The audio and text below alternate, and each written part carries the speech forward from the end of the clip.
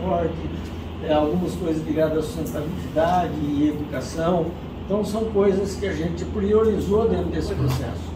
E com isso a gente hoje, em termos de empresa, nós temos 4 hotéis fazendas e um instituto, né? Esse que é a nossa empresa, que a gente vai mostrar para vocês que a gente está aqui já numa região turística do lado do estado de São Paulo, que é o Circuito das Águas Paulista. A gente está pertinho aqui de Lindóia, Águas de Lindóia, Serra Negra, Amparo, e vai até Quiolambra, toda a nossa região turística. Então a gente trabalha aqui no Circuito das Águas do lado de São Paulo, e da divisa para cá nós trabalhamos com as Serras Verdes Mineira, porque Bueno Brandão pertence às Serras Verdes, né? E nós estamos ali perto também de Monte Verde, de Cambuí, várias cidades, Munhoz, são todas cidades também que têm um trabalho turístico nessas cidades, né? E agora nós vamos entrar exatamente naquilo que é o tema da palestra, né?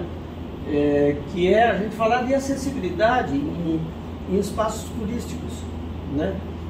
E o que nos levou a entrar nisso? Às vezes as pessoas perguntam, você tinha pessoas com deficiência na família? Não foi o nosso caso. Em 2004 saiu a Lei de Acessibilidade, que reuniu, né, tudo que já tinha sido estabelecido em termos de leis, foi agrupado para que a acessibilidade fosse tratada de uma maneira bem abrangente nesse país, né?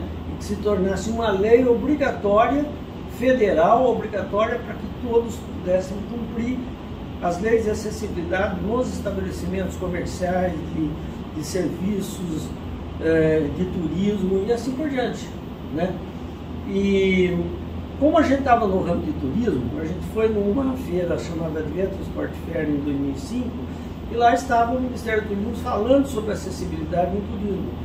Só que o Ministério entendeu que os manuais todos desta lei contemplavam, por exemplo, como fazer estruturas físicas acessíveis, como fazer quarto acessível nos hotéis, como fazer banheiros acessíveis, como fazer um palco acessível, como fazer toda uma acessibilidade em estruturas físicas.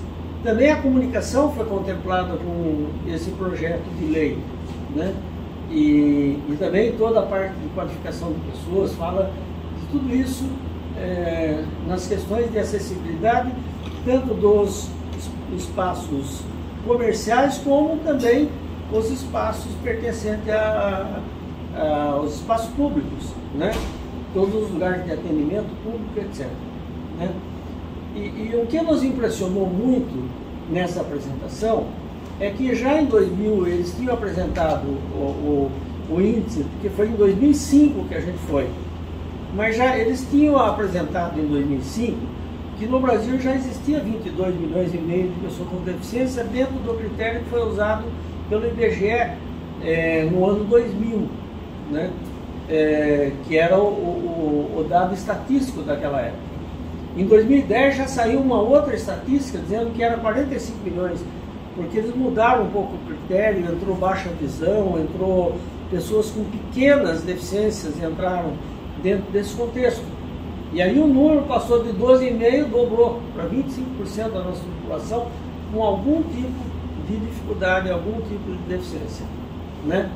E aqui tem até uma coisa que a gente sempre mostra, né? E que nos sensibilizou muito, falou, bom, e acessibilidade, será que nós não estamos falando de minorias, né? Ou estamos falando de um público bastante significativo, né? Quando mostrou que um carrinho de bebê, na verdade, é uma cadeira de rodas para bebê, você dizia, poxa, era um pouquinho. A acessibilidade começa no primeiro ano, porque já desenvolveram há muito tempo atrás, a gente nasce sem saber andar, e inventaram uma cadeirinha de rodas para levar bebê, porque a mãe não aguenta ficar carregando o bebê até um ano no colo o tempo todo. E as dificuldades que tem um carrinho de bebê para subir escada, para subir rampas íntimas, para acessibilidade é enorme, né? Então a gente já começa com um problema de acessibilidade no primeiro ano de vida. E se a gente fica um pouco mais idoso, a gente vai começar, a gente quer viver muito e a gente vai ter momentos que talvez a gente se acidente e tenha algum problema, ou a gente vai ter mobilidade reduzida mais para frente, que é contemplada pela lei de acessibilidade. Então a mobilidade reduzida, né, ela contempla vários segmentos, 4 milhões de... as mulheres quando estão grávidas, elas ficam enormes. E às vezes não passam no box no banheiro de um hotel, não passam numa porta que é muitas vezes de 50 centímetros. A mesma coisa acontece com obesos. E nós estamos falando de 8 milhões de obesos acima de 120 quilos no Brasil, né? Assim como um anão tem dificuldade de subir um degrau de mais de 20 centímetros, assim como a criança também tem essa mesma dificuldade, que são perninhas muito curtinhas. Altos têm dificuldades de entrar às vezes em espaços muito baixos, né? E os idosos aumentando a cada ano nesse país. Quer dizer, nós estamos falando de uma mobilidade reduzida, que é um outro mercado, né, de 32 milhões pelo IBGE. Esse número aqui, inclusive de idosos, já passou de 20. Né? Nesse último vai aparecer mais de 20 milhões de idosos no Brasil. Quer dizer, e olha os outros segmentos da mobilidade reduzida. Então nós estávamos já falando em 2010 em 77 milhões de brasileiros que precisam de alguma atenção em termos de acessibilidade num mercado bastante significativo. No mercado onde são clientes para tudo, inclusive para turismo. Né? Então isso nos motivou muito a dizer, olha, a gente tem que ter uma visão para acessibilidade realmente nos nossos empreendimentos, senão a gente vai ter grande dificuldade de atender certos tipos de público. E se tem pouca gente ofertando coisas dentro desse segmento, e nós fomos os primeiros, fomos pioneiros nesse assunto, nós podemos ter uma atratividade muito maior do nosso negócio a esse segmento. E foi assim que a gente entrou num projeto do Ministério do Turismo, chamado Projeto Aventureiros Especiais, porque o Ministério do Turismo entendeu que os manuais falavam de estruturas físicas, mas não falavam de acessibilidade em atividades de turismo. E eles foram pesquisar literatura no Brasil e no exterior, quase nada existia de como fazer acessibilidade em rafting, em boia cross, em tirolesa, em cavalgada. Não tinha material nem na literatura. E o Ministério falou, bom, nós precisamos lançar um projeto para estabelecer acessibilidade nessas atividades aqui no país, né, e que sirva de exemplo não só no país, mas que pode até servir de exemplo para o exterior. Né? E aí tinha nessa palestra uma ONG chamada Aventura Especial, que tinha, o presidente era uma pessoa que tinha ataxia, tinha degeneração anual, e a ataxia é um negócio progressivo, que ele vai perdendo movimento, voz, etc.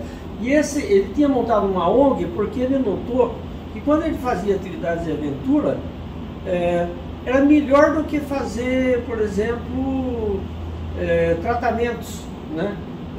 Que ele fazia fisioterapia, dava mais resultado ele se desafiar em atividades de aventura. Quando ele voltava de uma atividade de aventura, ele sentia que ele sentia melhor e a progressão da doença dele parava. E ele montou uma ONG para divulgar isso, né? Dizer, olha, não fiquem tentando se recuperar só através de fisioterapia, de algumas coisas, mas tente fazer algo mais que pode te fazer paralisar o teu problema ou melhorar o teu problema de deficiência. Né? E ele entrou nesse projeto e precisava um local para fazer o projeto, e a Rede dos Sonhos, no caso, nós resolvemos abrigar esse projeto nos nossos empreendimentos. E a gente já operava mais de 14 atividades de aventura, operava turismo rural e operava ecoturismo. E aí a gente se ofereceu para estar nesse projeto junto com o Ministério. Né? Ele, na época, teve uma verba de R$400 mil, que era para pagar médicos, fisioterapeutas, pagar a própria ONG e assim por diante. E nós contribuímos com a parte de hospedagem e alimentação dentro desse projeto como uma ação social. nós resolvemos fazer uma ação social. Mas vocês vão ver que, às vezes, a gente atira de um lado e acerta no outro lado, que nos alavanca tremendamente, e é o que aconteceu conosco nesse projeto, né? A gente começou fazendo atividades, adaptando atividades, escolhemos 10 que eram as atividades de turismo mais comuns naquele momento. Depois a gente foi ampliando outras atividades ao longo do tempo. Mas nos 2 anos de projeto nós estudamos como fazer acessibilidade nessas atividades de tirolesa, arborismo, rapel, fora de estrada, que é off-road, caminhadas e assim por diante. Rafting, boia cross, aquarride. Para a gente não entrar muito a fundo, até por causa do tempo, eu já vou mostrar resultados para vocês daquilo que normalmente descer tirolesa se usa cintas. São cadeirinhas de cintas que muitas vezes apertam na barriga, apertam, né? E pessoas, por exemplo, paraplégicas, tetraplégicas, têm essas partes muito flácidas e machuca, essas cadeirinhas machucavam muito. Você pôr essas pessoas né? Aí foi um desafio. Nós trabalhávamos com uma empresa já que era Sol Paraglide, que resolveu nos ajudar a criar uma cadeirinha na forma de bolsa ou uma cadeirinha mesmo, que a gente pudesse pôr paraplégicos e tetraplégicos nela, né? E que elas pudessem descer mais confortavelmente. E foi assim que saiu essa cadeirinha, que hoje chama Select, ela foi registrada, tudo, porque tudo que você faz para esse segmento de aventura tem que ser com segurança e tem que ter a avaliação do Inmetro para que o Inmetro valide esses negócios, né? E hoje vocês vejam que a cadeirinha do monitor está aqui, essa de cinta. Essa é a cadeirinha que foi desenvolvida para paraplégicos e tetraplégicos. Então você põe aqui, e lá no Campo dos Sonhos, por exemplo, tem um lugar que a tirolesa saía no nível, mas aqui saía de cima de uma plataforma de 20 metros de altura. Aí a gente falou, bom, como é que eu vou levar pela escada um paraplégico, tetraplégico lá para cima? Pela escada eu ia derrubar ele no meio do caminho. Daí a gente desenvolveu um sistema de motorzinho, né, que eleva a pessoa, você põe na cadeirinha, a pessoa é puxada lá para cima, amarra no cabo, desce da tirolesa e volta para a cadeira de rodas. Então foram adaptações que a gente foram fazendo, as sugestões, a equipe que estava trabalhando, cada um dando as suas ideias, e a gente conseguiu chegar nesse resultado aí, né? Olha, puxando lá para cima, a pessoa é uma paraplégica descendo na tirolesa e ela volta novamente para a cadeira de rodas. Aqui é uma tirolesa até não muito longa, apenas 100 metros, mas se desce de tirolesas como essa de 1 quilômetro. Inclusive essa cadeirinha permite até para uma pessoa que não tem nenhum braço e não tem as pernas, permite ela descer de uma tirolesa de uma maneira bastante simples e segura, né? E com isso, com essa cadeirinha, aconteceu também o seguinte: todo mundo que olha essa cadeirinha e olha a outra, você pergunta para o não deficiente, em que cadeirinha você quer descer? Nessa do deficiente, muito mais confortável, né? E aqui uma tirolesa de 1 quilômetro de descida, não é uma tirolesa qualquer. E hoje qualquer pessoa com deficiência desce tirolesa, né? E tinha uma pessoa que tinha paralisia cerebral, ela não conseguia ficar sentada, porque ela inclusive estava no grupo de voluntários, né? E ela só andava deitada, ela já tinha não era cadeira de rodas, era quase que uma camazinha, que ela só conseguia movimentar, ficar praticamente deitada o tempo todo. E aí a Sol Paraglide, ela trabalha com paraglide que tem umas mantas até para descida de paraglide, que eram diferentes.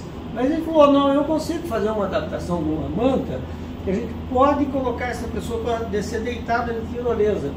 Coisa que nessa época não existia esse produto no mercado, descer de tirolesa deitado. Ao fazer isso com essa deficiente, todo mundo falou, poxa, que beleza, aqui vai ter adrenalina ao máximo, eu vou descer como se fosse um pássaro. E a gente criou a tirolesa voadora com isso, e virou o melhor produto do parque, né?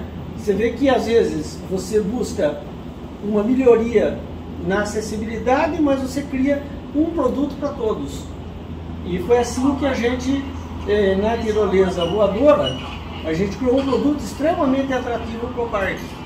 E começou a ter um resultado fantástico e serviu de exemplo para o Brasil e até para o exterior, que também não tinha essa forma de descer de tirolesa, né? Foi uma grande inovação no mercado, né? Você poder descer como se estivesse voando, né? E aí a 140 metros de altura, que é lá no Parque dos Sonhos, que é esse espaço onde você atravessa o parque inteiro a 50 km por hora. E ainda mais interessante, o parque não fica na divisa São Paulo-Minas, a gente já pode dizer que é a descida mais rápida de um estado para outro com uma tirolesa. E é mesmo, em 50 segundos você passa de um estado para outro, que é dividido por um rio ali, né? Então você sai do estado de São Paulo e vai para Minas e depois volta pelas outras tirolesas. Mas a gente tinha também gente, por exemplo, cada coisa que a gente foi testando e foi observando, foi surgindo ideias diferentes. Tinha um autista, por exemplo, que ele tinha um medo medonho de subir em tirolesa e só descia se fosse com o pai dele, do lado. Aí a gente teve que criar um equipamento para permitir isso daqui ser descido em dupla, o pai e filho poder descer em dupla, ou o pai e a filha poder descer em dupla, né? Para que quem estivesse junto se sentisse mais seguro, estando do lado do pai. Mas daí a gente criou uma descida dupla de tirolesa, né? Que também passou a ser seguida por um monte de gente, você poder descer de forma dupla, né? Porque outras crianças às vezes têm essa dificuldade, né? De ter medo de descer de uma tirolesa sozinho, né? Então muitas vezes você tem o pai e o filho descendo juntos. Então a experiência da acessibilidade em atividades, ela foi criando modalidades e formas diferentes que servem para todos. E a verdadeira inclusão é isso, quando você tem um equipamento ou tem uma oferta de um produto que não distingue a diversidade das pessoas. Quer dizer, seja deficiente, mobilidade reduzida, todas podem fazer aquela mesma atividade da mesma forma. Já, por exemplo, em arvorismo, a própria equipe de médico falou, não tem como pôr um tetraplégico no arvorismo, que precisa usar pés e mãos. Mas tem as outras deficiências que tem que ter procedimentos para serem feitos. Por exemplo, cego surdo tem problemas às vezes de comunicação. Essa cega surda, você veja que ela está com a mão na boca, porque ela faz leitura labial. Mas nós temos também surdos que a gente não escutam, e daí você tem que fazer uma comunicação. Quando você não tem libras, a gente faz um outro tipo de comunicação com cartela e orientação, ou o nosso condutor vai com um caderninho na mão e ele vai escrevendo e vai perguntando e vai orientando através da parte escrita, porque os surdos também leem, enxergam e tal. Quando não enxerga é um pouco mais complicado, mas eu não vou entrar em detalhes. As deficiências normalmente elas são muito variáveis entre os paraplégicos, tetraplégicos, os níveis de dificuldade variam muito e os níveis de conhecimento também. Tem, por exemplo, que são cegas, mas não lê libras. Então a gente tem as indicações em alto relevo nas placas que a gente tem. Assim como autistas, muitos têm vértebras muito frágeis, eles não podem sofrer impactos fortes. Então o procedimento é o monitor trabalhar muito próximo a ele e voltado para ele, que é o contrário do que a gente faz com os demais. Que normalmente o monitor vai na frente, mas ele vai de costa orientando o cara que vem atrás, porque ele não precisa dizer, olha, cuidado aqui, olha, aqui a escadinha você tem que ter o pé mais longo e tal. Como ele não pode, inclusive, é lógico que se ele escorregar aqui, ele está preso num cabo em cima, não vai cair lá embaixo. Mas ele pode sofrer um impacto mais forte e piorar uma situação de deficiência dele. Devido a essas vértebras, ele pode ter um deslocamento de vértebra. Então, tudo isso tem que ser monitorado durante a operação com as pessoas que têm esse tipo de problema. né? E logicamente com os cegos, vocês vejam, olha, ele vai muito próximo, ele vai orientando, vai comunicando com o cego e vai dizendo para ele o que tem pela frente. Ele vai fazendo uma audiodescrição, inclusive do espaço, dizendo, olha, você está entrando aqui numa área, inclusive com mata, quer dizer, quanto mais detalhe você conta para ele, você passa a ser o olho desse cego, né? Para ele exatamente ver tudo que está acontecendo do lado. Ó, se passa perto de uma árvore que tem flor, que tem um cheiro, etc., olha que cheiro diferente, porque essas pessoas que têm a falta de um sentido, elas melhoram os outros sentidos. Então tudo isso agrega um valor bastante interessante à operação, né? Quando você tem condutores preparados para estarem informando e dando esse tipo de posição para as pessoas, né? Por exemplo, para fora de estrada, para paraplégicos, por exemplo, foi desenvolvido cintos transversais dos dois lados. Tem alguns casos que a gente usa muito aqui, não tá, mas a gente usa muito velcro, porque tem pessoas que têm o pescoço bem firme e tem outros que não tem. Então daí você com velcro, você faz uma amarração no encosto com velcro, né? Até para a pessoa não ter perigo, uma brecada, alguma coisa, ele ir com o pescoço para frente, então, com a cabeça para frente.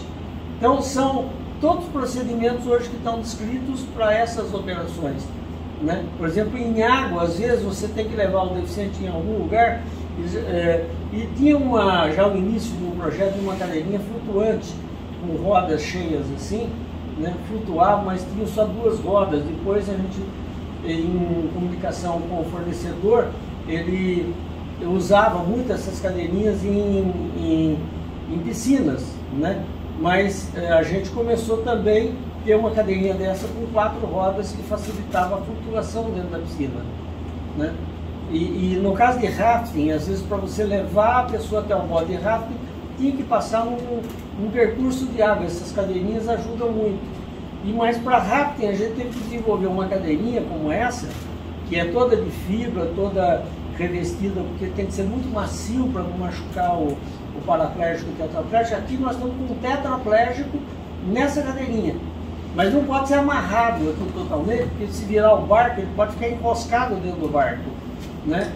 Mas ele tem encosto de cabeça e foi criado, na verdade, normalmente os coletes salva-vidas, eles são mais cheios atrás e menos cheios na frente. Por quê? Porque a tendência quando você cai na água, o colete te virar de barriga para baixo, para você ajudar a sair de dentro da água. O tetraplégico não vai ter essa possibilidade. Se ele cair e virar de cabeça para baixo, ele se afoga muito rapidamente. Então esse enchimento que foi desenvolvido aqui faz com que ele caia na água e já vira para cima e volta. E aí, normalmente, numa operação desse tipo, a gente usa a aquaride, que é um botezinho bem pequeno que vai do lado, né, um socorro mais rápido das coisas. Aqui, por exemplo, uma operação de rafting, por exemplo, com um paraplégico. Aqui não precisou nem usar cadeirinha, porque cada situação, até a gente mostra uma virada do bote para ver que já tem um cara, às vezes, do lado, né, que ele já pula imediatamente para não deixar que o deficiente caia dentro da água, né, que é uma operação que exige alguns cuidados. Ou operações de água como essa, onde a gente está levando síndrome de Down, você vê que tem um aquaride do lado orientando ele, segurando ele inclusive. Olha, outro aquaride com uma idosa, né? Olha, outro aquaride do lado de uma paraplégica, que tem que ser uma operação com monitoramento, porque ela vai descer às vezes algumas corredeiras, etc. E essas pessoas têm que ser protegidas para que elas não caiam dentro da água, apesar de existir sempre um risco. A gente sempre tenta, já logo no início, dizer, olha, não existe risco totalmente zero com uma operação dentro da água. Zero é impossível, mas a gente trata todos os riscos possíveis para que essa operação seja feita sem ocorrer nenhum tipo de acidente. Depois vocês vão ver que a gente tem certificação ISO para essas operações, como um aquaride com amputado, né? Tudo com procedimento. ou uma canoagem com cego na frente, né? E tudo é orientado pelo condutor que está atrás, porque o cego na frente não está enxergando nada na frente. Então ele tem que ser orientado, e depois que se entrega o remo para ele, se ele consegue remar e tal, ele faz também a operação, mas é uma operação também monitorada e com aquarraio do lado, né? Até coisas que pareciam não ser possíveis serem feitas, botar, por exemplo, um paraplégico tetraplégico numa operação de rapel a mais de 100 metros de altura, né? É lógico que um tetraplégico não conseguiria descer apoiado por pedra, por exemplo, porque ele não tem movimento nos pés, mas num rapel em negativo como esse, ele consegue fazer e sentir a mesma sensação de quem está fazendo uma operação como essa, né? Então, são operações que foram desenvolvidas com todo o procedimento e critérios de como fazer, né? Então, aqui, por exemplo, tem um paraplégico que está descendo, exatamente, você vê que a gente leva ele com um cabo para um lugar mais alto, para depois fazer a descida dele, e tem um controle com um T-block, ele trava tanto em cima, o monitor trava a descida dele em cima, como trava embaixo. Então você zera a possibilidade dele cair numa operação dessa de forma alguma. Então, ele não tem como ele cair, porque o monitor de cima e o de baixo, ele consegue travar essa operação em qualquer momento, né? E a pessoa volta normalmente na coisa. Até um totalmente amputado faz essa operação com tranquilidade. No ecoturismo, muitas vezes você quer levar as pessoas a visitar trilhas, né? Mas trilha cheia de obstáculos no chão, né? Pedras ou raiz de árvore, ou você quer levar em lugar para ver alguma coisa diferente, ou até para observação da vida silvestre, né? E aí o desafio foi como levar essas pessoas paraplégicas, tetraplégicas dentro de espaços assim, né? E foi criado cadeirinhas como essa daqui, né? Com uma pessoa mais magra, uma roda, os dois condutores conseguem levantar facilmente, né? E volta para o chão quando está num lugar que permite rodar. Então, com isso o condutor não precisa ficar o tempo todo ficar como uma liteira levantada com o deficiente para cima. Mas com pessoas mais obesas, nós tivemos que criar uma cadeirinha de 4 rodas, porque senão, às vezes quando você põe no chão, dá de virar de lado. Então, cada situação foi exatamente moldada para você ter cadeirinhas com 3 rodas, 4 rodas e uma roda, para você entrar em espaços de ecoturismo, né? Por exemplo, aqui até eu peguei o filme errado, estava em posição aí no lugar, mas uma paraplégica, por exemplo, balançar. A mesma cadeirinha que a gente desenvolveu para tirolesa permite que você faça com total segurança um balanço de 14 metros de altura, né? Com qualquer tipo, um paraplégico, tetraplégico, porque tem cinto de segurança, hoje um tetraplégico pode ter a sensação do que é balançar com segurança, porque lá embaixo é um puta de um abismo, né? E você não pode lançar essa pessoa para ela cair lá para baixo. Muitos, às vezes, balanços radicais que se colocam por aí são com cadeirinhas normais e fica um risco enorme, porque se ela se soltar da cadeirinha, lança ela lá para a parte de baixo, e o acidente é bem grave. Acho que eu gostaria dessa cadeirinha aí prendendo também, porque... Exatamente. Aí não tem risco. Esse sempre é o desafio. Se você conseguir segurança com uma pessoa com deficiência, vai ser muito mais seguro para o não deficiente também, né? Então, você minimiza muitas operações. Operações, por exemplo, de cavalgada com cego, é só ter uma instrução que vai um cavalo do condutor na frente e um atrás. Por quê? Porque ele não enxerga galho que tem na frente, ele não enxerga o que o cavalo está fazendo. Se o cavalo der de galopar, pode virar um problema, né? Então tem que ter procedimento para cego. Esse é muito mais simples de resolver os procedimentos, mas no caso de paraplégico e tetraplégico, o desafio foi maior. Você tinha que pôr ele dentro da cela, mas como é que eu ia pôr numa cela normal, sem ter um encosto, ter cinto de segurança, que é uma menininha paraplégica, ela consegue nessa cela aqui fazer o passeio de cavalo, mas o condutor sempre vai do lado, né? E também um desafio era como você pôr às vezes paraplégico, tetraplégico, num cavalo alto. Então é só fazer um buraco no chão, não sabe nem ter essas coisas. Você pôs o cavalo no buraco no chão, você trabalha com o deficiente quase que na altura do cavalo, o que permite uma operação muito mais segura de colocação e de condução desse cavalo. E normalmente esses cavalos que a gente usa para essas situações tem que ser cavalos muito mansos, não pode ser um manga larga, rápido, um cavalo agitado. Tudo isso faz parte dos procedimentos de como operar, né? Então hoje você consegue operar uma certa tranquilidade, né, com paraplégicos, tetraplégicos nesses casos, né? Porque a gente também tem celas, cada cela tem tamanhos diferentes, você vê que logicamente quando você está com um paraplégico, tetraplégico, não dá para você deixar ele livre em cima do cavalo. Então vai uma pessoa andando do lado do cavalo, mas ele vai sentir a sensação do que é fazer uma cavalgada. E esse movimento de cavalgada, né, na ecoterapia, se usa muito a questão de cavalo, porque o cavalo te força, fica te jogando com movimentos, o que faz, vamos dizer assim, uma fisioterapia em cima do cavalo, né? Então, esse tipo de coisa também tem um efeito interessante, até de ecoterapia, quando você faz esses procedimentos. Assim como, por exemplo, em charrete, era difícil pôr uma cadeira de roda em cima de uma charrete, mas num trole você consegue facilmente, com uma rampa que sai de baixo, e a gente tinha os troles de Atibaia, ele desenvolveu esse trole com essa rampa, sobe a cadeira de roda, fixa no chão e a pessoa, o cadeirante pode fazer o passeio igual aos demais, né? Inclusive às vezes levando a família junto, inclusive, né? Você veja que dá para ir o pai junto, alguém junto com a operação. Então são operações relativamente simples de serem feitas. Aqui, por exemplo, a menininha é cega e ainda é cadeirante, né? E os pais estão aqui atrás.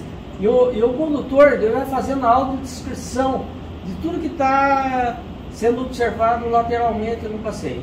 Quer dizer, a audiodescrição sempre é muito importante nos deficientes visuais, porque eles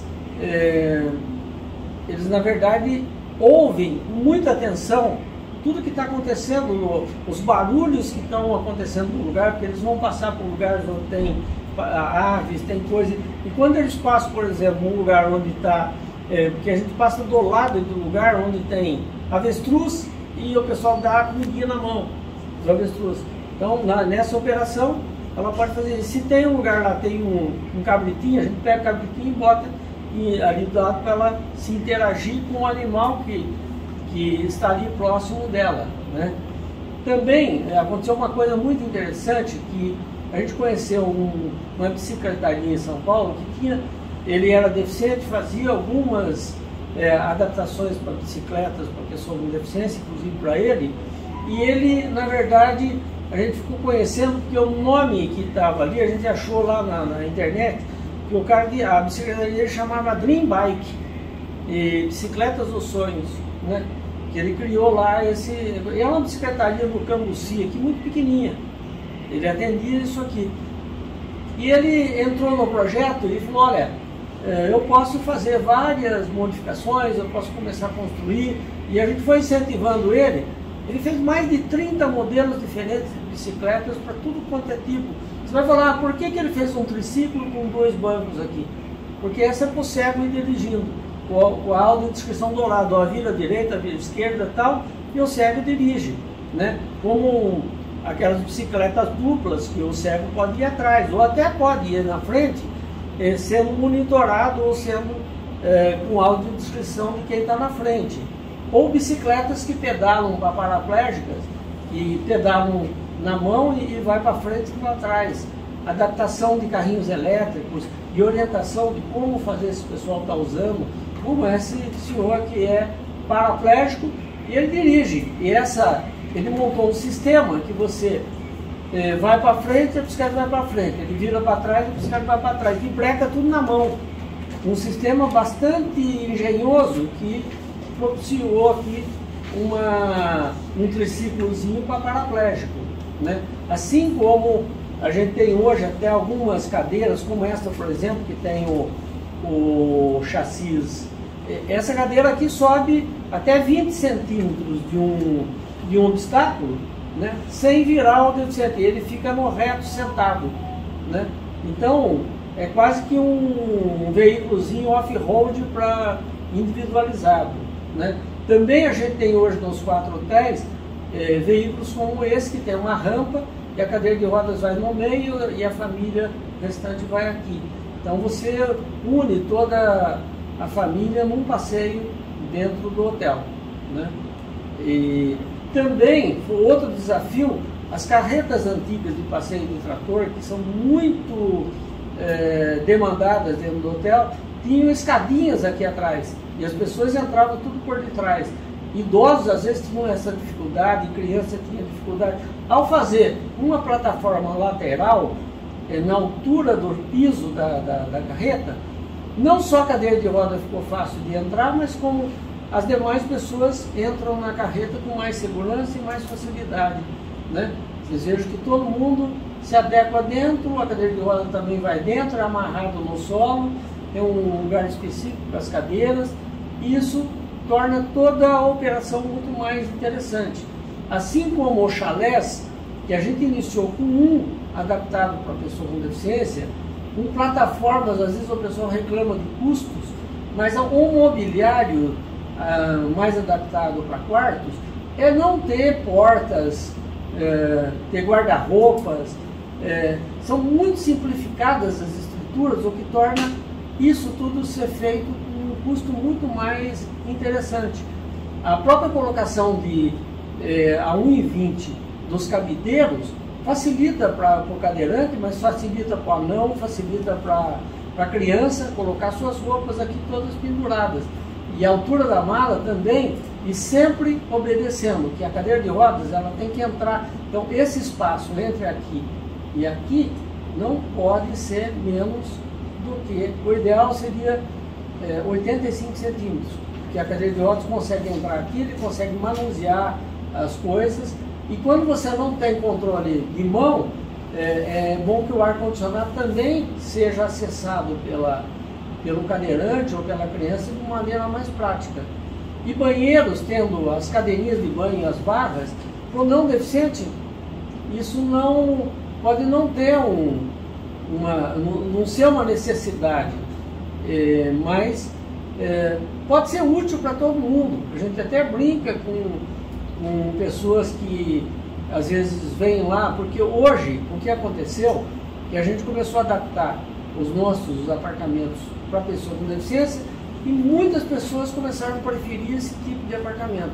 Aí hoje a gente tem 22 chalés, por exemplo, no Campo dos Sonhos, todos eles são adaptados hoje.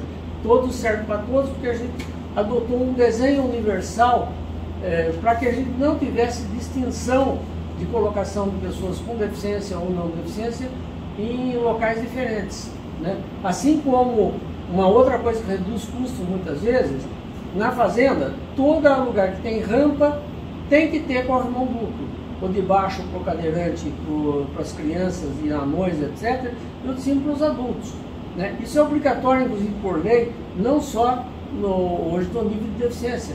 Hoje qualquer norma de construção ou de espaços comuns são obrigatórios esses corrimões duplos, né? Mas a pessoa, vamos fazer um corrimão que custa quase R$100 o metro de corrimão inox. Não precisa fazer de inox, a gente faz com bambu, faz com madeira e fica muito mais barato, né? E tão prático quanto, né? Então, tudo isso são coisas, por exemplo, vocês estão vendo, inclusive, sistema solar para aquecimento de água no chalé, tudo isso é muito bem adaptado, né? Quer dizer, e cadeirinha de banho, você levantou ela, não atrapalha o não deficiente, mas até os recém-casados adoram usar essas cadeirinhas aqui para tomar banho junto. Então são coisas que, se você tiver aquele olhar voltado para aquilo que você introduz a mais dentro do banheiro adaptado, ser benéfico. Por exemplo, idosos para lavar o pé, muitas vezes usam essas cadeirinhas, porque tem dificuldade às vezes de lavar o pé lá, então sentar na cadeirinha é muito mais fácil. Então, tem várias vantagens que são... E os espaços, quando você trabalha para deficientes, você sempre tem que deixar corredores de 90 centímetros para a cadeira de roda poder transitar tudo aqui, né? É fácil de ser feito esse trânsito interno.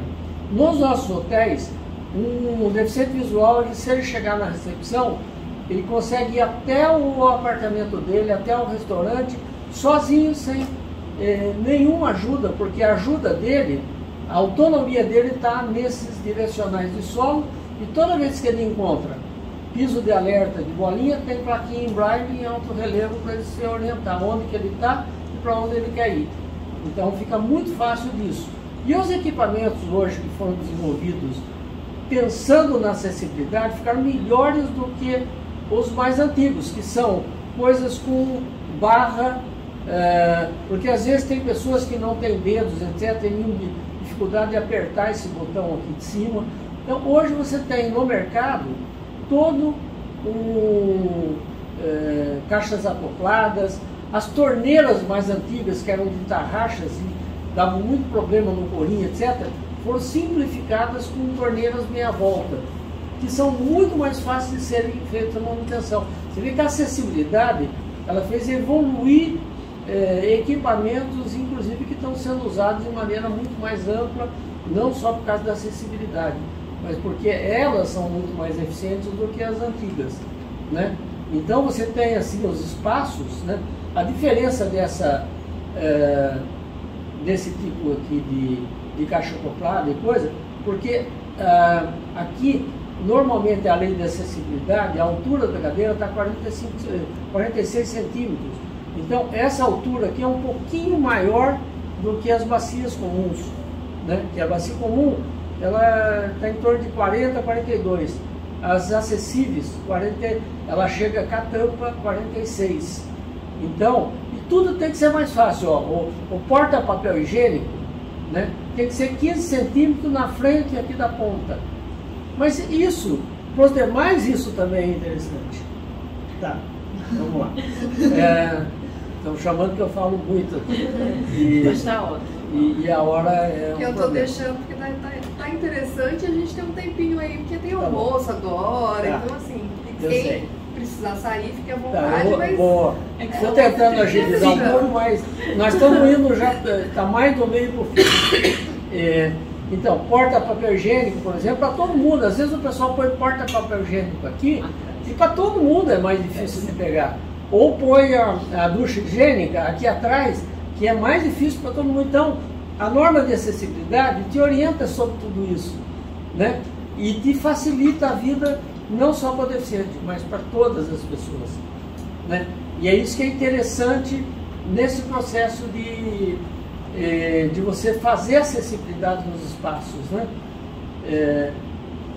Aí, por exemplo, com essa luzinha, o surdo, quando chega um surdo no hotel, a gente põe esse telefone que é de teclado e de luzinha, porque ele não escuta, mas ele vê a luzinha piscar. Enquanto ele não atender lá, aquela luzinha fica piscando, mesmo que ele não esteja no quarto. Daí vai chegar lá, já tem um recadinho para ele, a recepção te ligou. Então daí você vai fazer o contato com a recepção.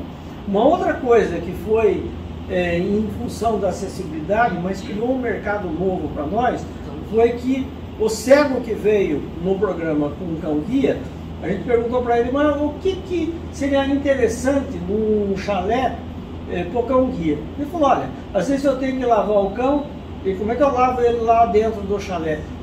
Se tivesse uma portinha para o cão ir lá para fora, uma torneirinha lá fora, facilitaria a minha vida para lavar ele. E às vezes eu não quero que ele fique andando no apartamento como um todo. Olha, se você puser uma outra portinha e fizer um túnelzinho de vidro, eu durmo do lado dele, sem ele me perturbar à noite e coisas desse tipo. Só que as pessoas que têm cão, nessa época, já em 2007, quando a gente inaugurou, viu esse chalé e falou, eu quero ficar nesse chalé, mas eu quero trazer meu cão também. E não é deficiente, né? E começou uma demanda para isso tão grande que a gente começou a adaptar canil acoplado em todos os chalés, né? Hoje os hotéis novos, todos têm canil acoplado. E a gente, a partir de 2007, nós ganhamos um mercado que 20%, 30% das pessoas começaram a vir para o hotel porque podia trazer o cão e começaram a trazer cão, gato, bicho furão, e não sei o quê, porque você tinha um espaço específico para eles dentro do chalé. Quer dizer, eu sempre digo, a gente atira de um lado e acerta do outro, que a gente nem imaginava que isso poderia alavancar teu negócio, né? E então esse sistema é um sistema muito fácil de ser operado, né? E hoje todos os nossos chalés são assim.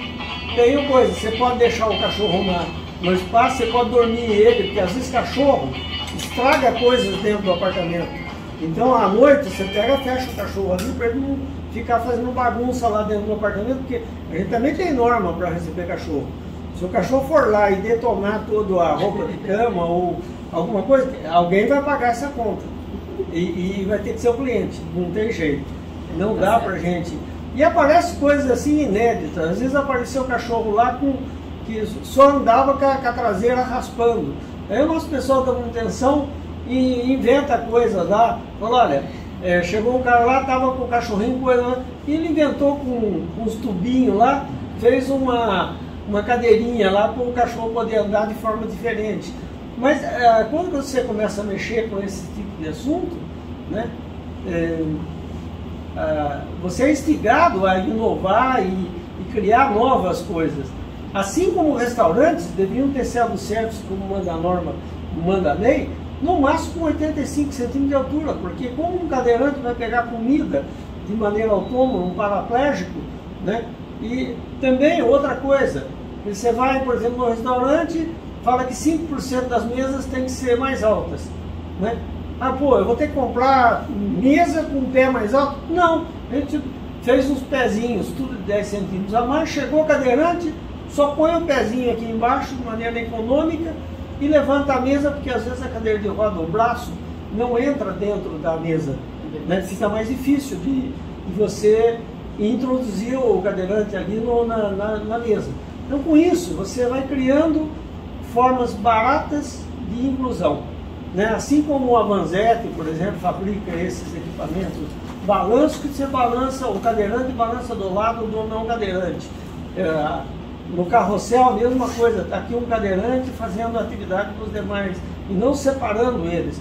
Saunas que o cadeirante entra aqui e ele pode ser lançado aqui dentro dessa a piscina, tem uma entrada de água aqui e o paraplégico tetraplégico ele já mergulha e sai por lá de cada piscina sem precisar tirar ele de fora, né? Saunas que a gente fez por causa dos deficientes, tudo de vidro, para facilitar a visualização do deficiente lá dentro, mas viraram saunas muito menos claustrofóbicas, porque normalmente também nas piscinas, ou usa, por exemplo, a Cajumolo aqui de Bragança, faz essas plataformas de transferência do paraplégico e do tetraplégico dentro da água, que é obrigatório você ter isso nas piscinas, né? Mas as melhores piscinas que a gente tem hoje são essas com rampa e com a cadeirinha de 4 rodas, né?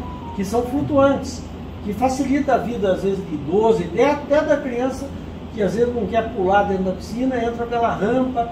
Aqui na Hidro a mesma coisa, entra tudo pela rampa e facilita a vida de idosos e facilita a vida de qualquer pessoa que vai fazer a utilização desses equipamentos, né? Porque você dá uma oportunidade das pessoas entrarem em espaços como uma piscina de uma maneira muito mais fácil e muito mais interessante. Com paraplégicos e tetraplégicos pode ter essa interação de maneira mais interessante, né? E quando chega por exemplo, uma pessoa com deficiência auditiva, né? Além do telefone ser de teclado, não tem som, mas é com luz que pisca, e ainda vem um aparelhinho do lado, quero que chame 7 horas da manhã, mas eu não escuto chamar, ou não tem coisa, então é um trepidador que põe embaixo o travesseiro e o travesseiro pula logo de manhã, né? E cartões em braille.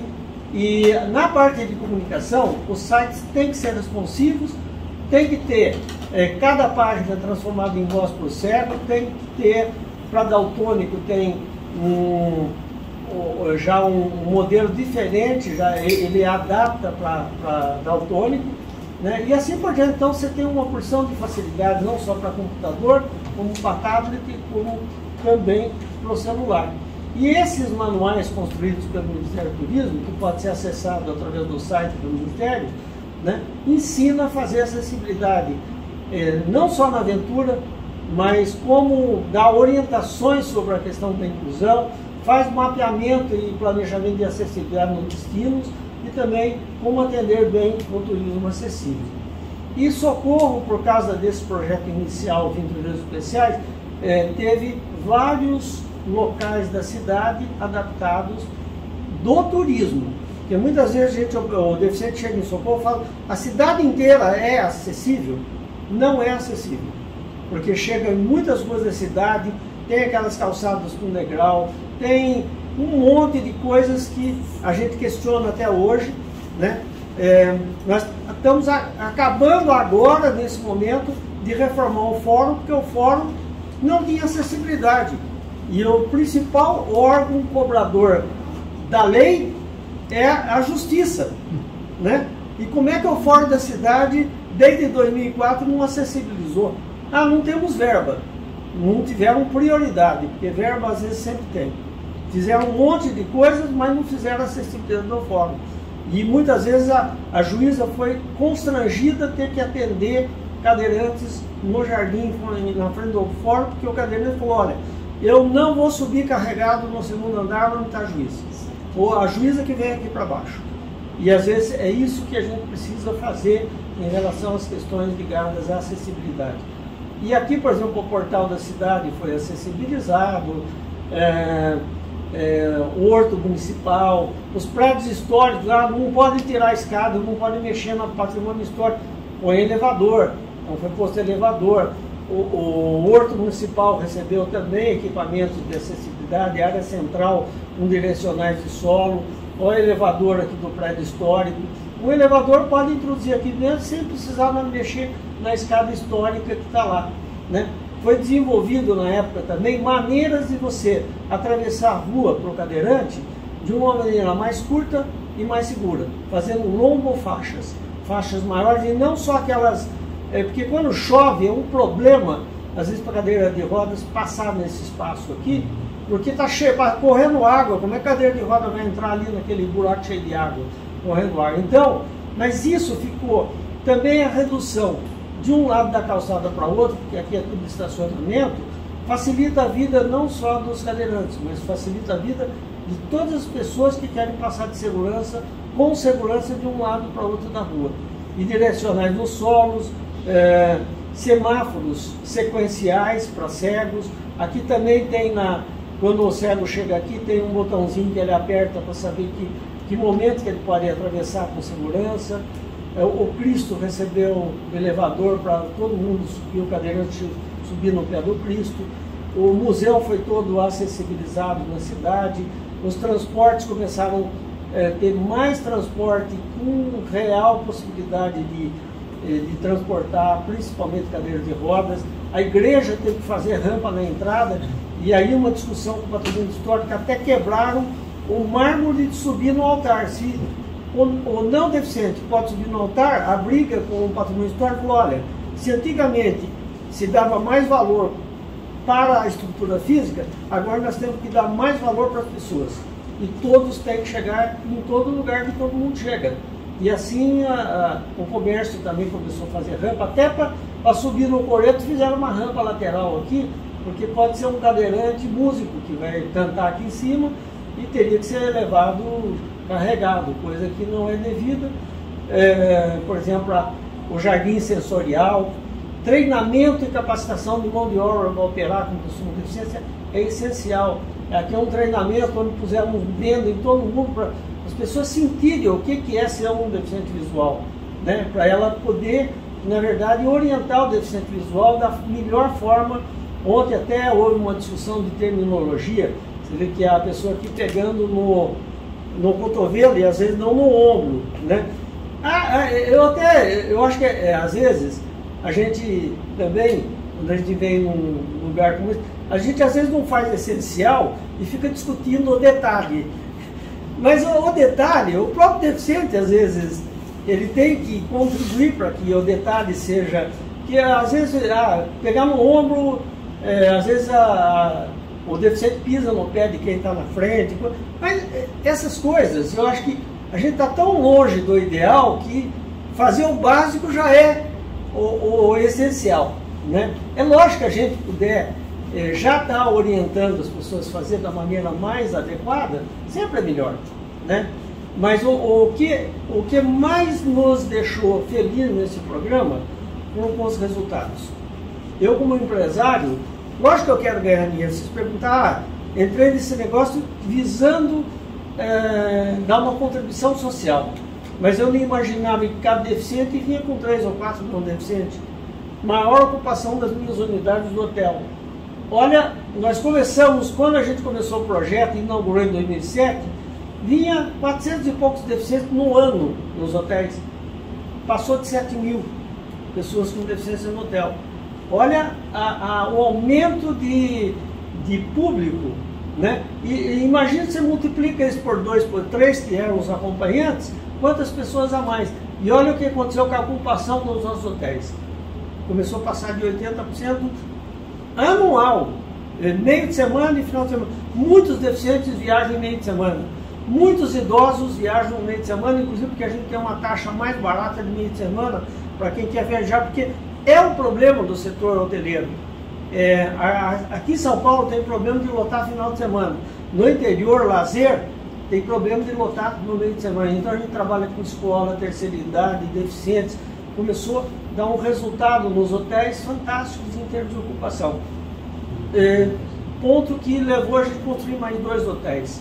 Às vezes a gente atira de um lado e não sabe que você vai passar a ter resultados, porque a gente começou a aparecer no Fantástico, nas televisões, muita propaganda, começamos a ganhar prêmios como o Prêmio Sentidos pelo projeto, prêmio do Sebrae de superação empresarial, prêmio nacional do MPE Brasil, ganhamos com todos os hotéis já esses prêmios. Esse de destaque de inovação foi por causa daquela tirolesa que a gente inventou lá e fomos o melhor serviço de turismo, porque a gente tem em Minas também coisa. Ganhamos do governador Anastasia, na época, uma comenda ambiental ligada à questão da inclusão das pessoas também, né? Fomos os primeiros hotéis. O que o pessoal às vezes não entende é que sustentabilidade não são só os fatores ambientais, são os sociais. E a acessibilidade faz parte da sustentabilidade de negócios, né? Então, a gente ganhou quase todos os prêmios de sustentabilidade, o da Abraçua junto com o Ministério do Turismo, ganhamos com todos os hotéis. Ganhamos inclusive prêmios tops, né? Então, as premiações passaram a nos alavancar. Ganhamos o prêmio FEComércio também de sustentabilidade.